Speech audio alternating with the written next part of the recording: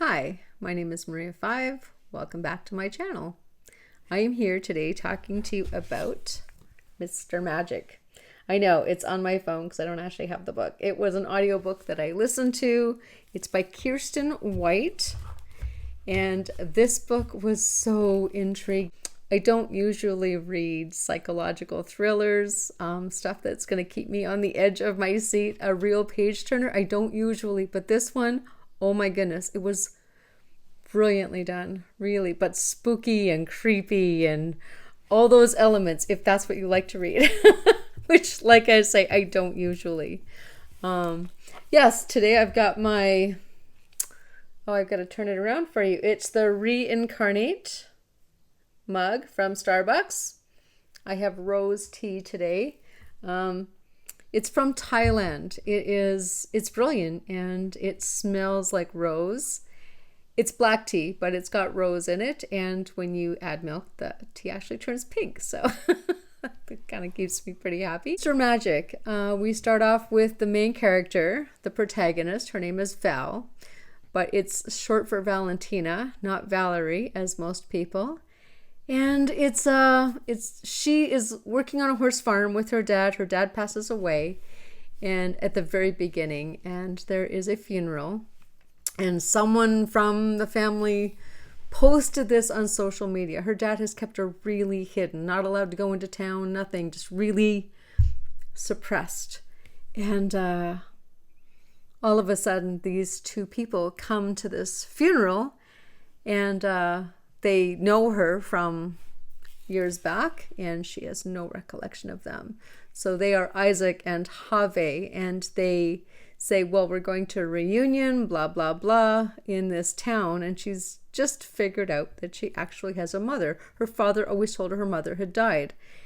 And here she finds out her mother's alive, and they're going to the town that her mother lives in. So all of a sudden, she's just like, well, I'm going to go. So she, in the middle of the funeral, leaves with these two guys that somehow feel really familiar, but she hasn't quite tweaked into how or why they're really familiar. Drives to this small town, meets her mother, and that's where you really start figuring out the whole mystery. I mean, there's always this little element, like, why did the dad lie about her mother? But then you start figuring it out, going, oh my goodness. So I'm just going to read you the chapter titles, and that might be a little indicative of how the book is. 1, 2, buckle my shoe. 3, 4, lock the door. 5, 6, pick up sticks. 7, 8, bar the gate.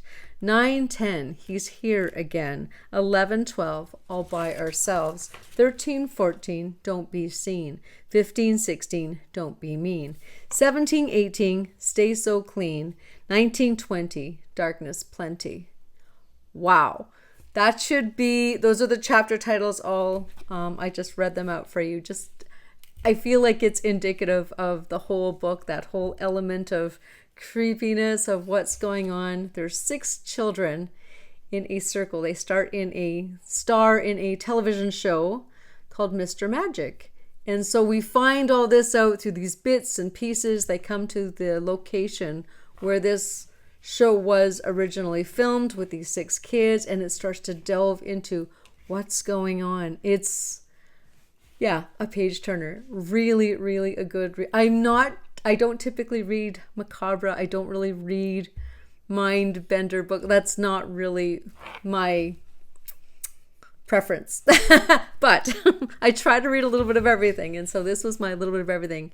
It's 2003. It's quite recent, and it is, wow, mind-boggling.